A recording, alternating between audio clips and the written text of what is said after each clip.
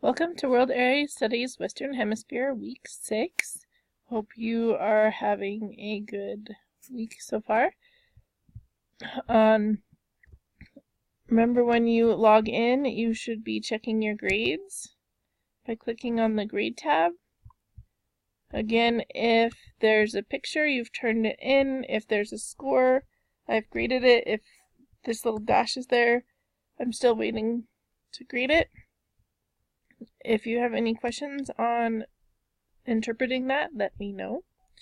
If you see a little missing sign, that's something you're missing. If you've turned it in, please make sure you're using the late work form to remind me to check it and change your grade. Alright, let's take a look at the updates for the week. On Monday, you should be looking at the Edgenuity vocab videos and quiz. On Tuesday, open the future budget assignment and fill in the chart. Wednesday, look at the discussion for the week, and then create a short and long-term savings goal and post it in the discussion. On Thursday, return to the discussion and give 2 classmates ideas on ways to earn and save money. On Friday, read or watch the info on the U.S. budget. Take and submit notes. Make sure all the week is complete for the work is. Make sure all the work for the week is complete and turned in. All right, so now let's look at what that looks like.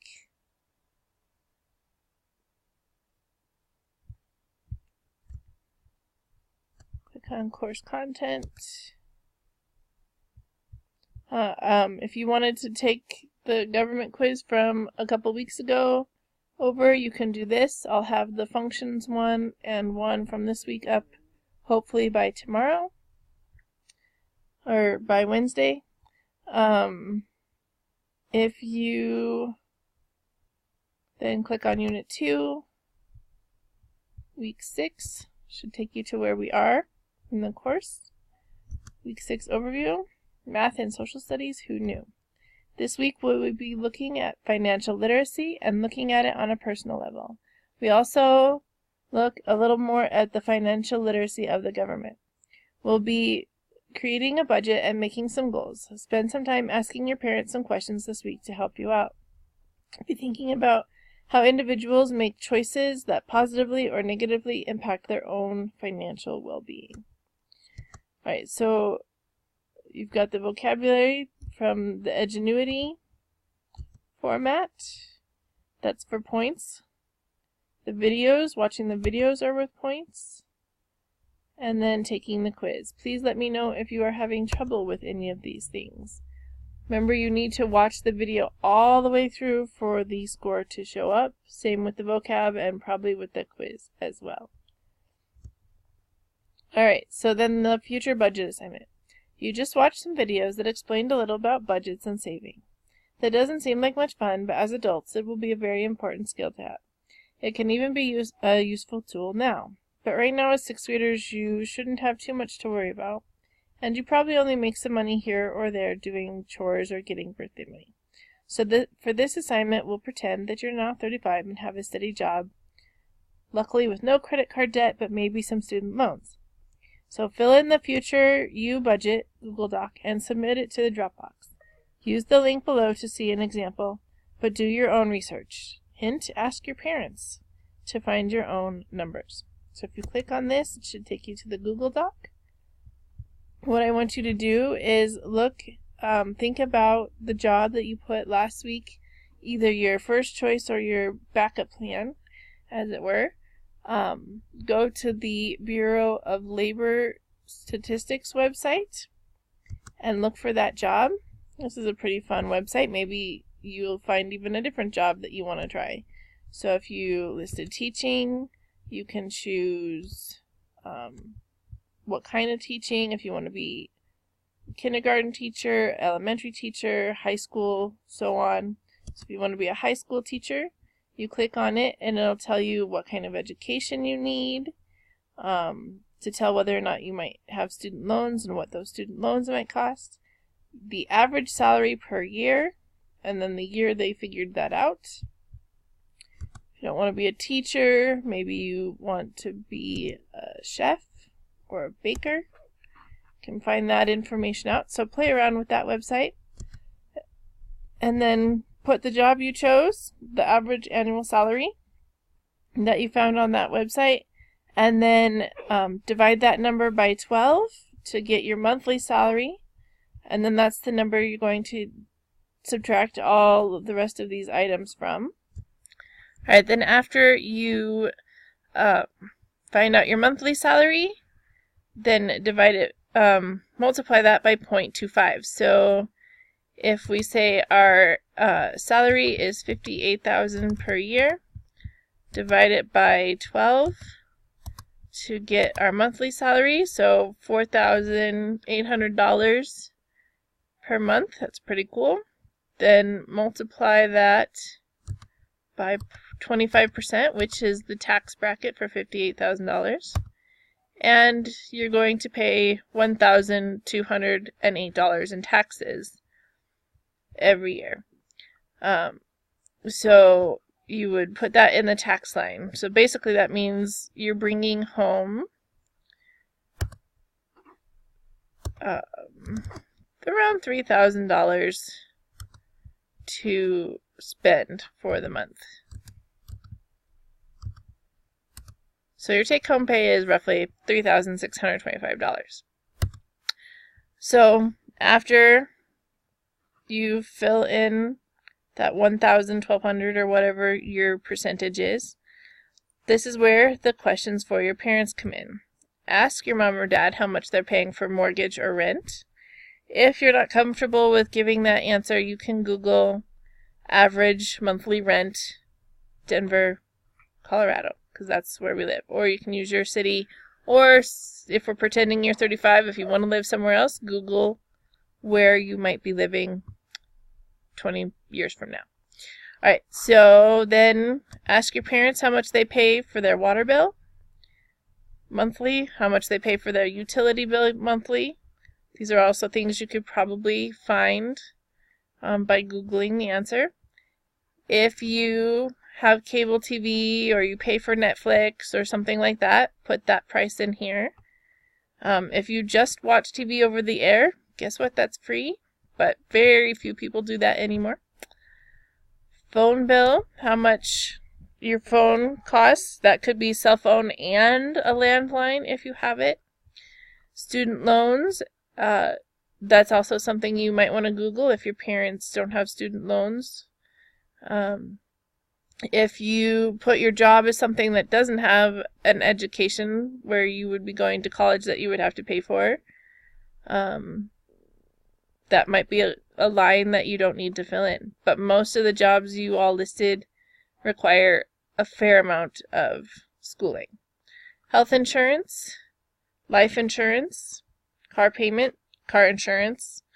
How much do your parents pay every month on food and groceries? Savings account. How much are you planning on saving from your paycheck each month? You might ask your parents what percentage they save. You might not save any. You might not have enough to save. When you get down to this, if you have any money left, that's a good number to put in the savings column. How much are you spending on gas to drive your car every month? Are you going to movies or concerts, buying video games, going skiing? Anything you do that you would spend your money on that's not this other stuff, it's kind of outside extra stuff. Do you belong to any clubs or have any hobbies that you need to pay for? Is there anything else that you can think of that you might need to spend your money on? Maybe you have a pet and you need to take him to the vet or buy it food. After you've gotten all those, total those up and then put how much you have left. If you've overspent, then you can put a negative number. If you have any questions on that or you need help finding the information, please make sure you're emailing me or texting, and I will help you figure that out. And we might work on this on Wednesday on campus as well. All right. After you have completed the budget, your future budget, move on to the discussion. Okay, so money doesn't grow on trees, but we can earn it and we can save it. Watch this short video on how to create a SMART goal. It uses a money-saving example. If you've been on campus, this should seem familiar to you since we just created SMART goals a couple weeks ago. All right, so watch the video. Remember, a SMART goal, each letter stands for something. It should be specific, measurable, attainable, realistic, and timely. What you need to do is think about the budgeting activity before this one. And while you're not currently earning $50,000, you might be making a little money. So think about what you want to do with that money. Maybe there's something you want to save for. So think about your short-term goal and your long-term goal. When you're thinking about your short-term goal, think about it as 3 months. So what financial goal could you accomplish before the semester is over? And anything long-term. So maybe saving up to buy Christmas presents, or a car when you're 16, or even putting away money for college. Your post will be worth 40 points. So 4 points for each of the SMART letters in your goal.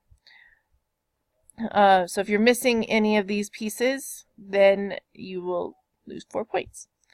After that, reply to 2 classmates, and your replies help your friends think of ways to save or earn money. So we're not agreeing or disagreeing for this one. We're just helping each other out. Each reply will be worth 5 points, with only getting points for the first 2 replies. If you have any questions, please let me know. After the discussion, there is a reading. I want to see your note-taking skills. So take a little time for note-taking practice. I would like to see how you take notes. I would prefer you use the Cornell method. There's a how-to video right here if you're not sure how to do that. There's also a template provided for you.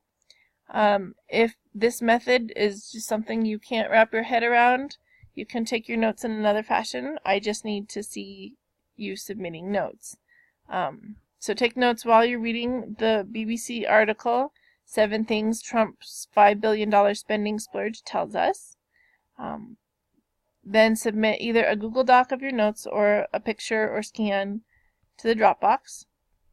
There are some videos within the article. They aren't directly related to the article, but they are kind of relevant. So you can watch those if you want to add the information to your notes. But do spend time looking at the chart in the article of where they think the money might be going, and then include some of that info from the chart in your notes. So here's a link to the Cornell document. Remember, key points go over here. So these are big ideas, main ideas, and then these are the more detailed note section, and then summarize these 2 into about a paragraph. And then here's the article. And if you scroll down the chart I'm talking about, so make sure you're reading this, but the chart I'm talking about is blue. It's here somewhere. Well, it was there yesterday. There it is.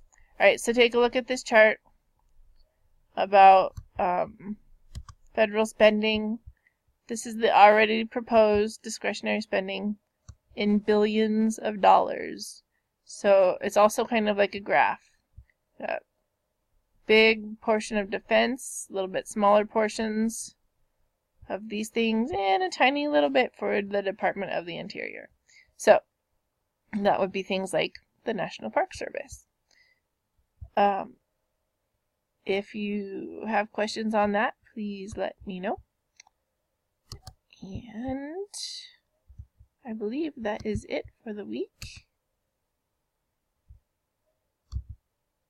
Yes. So,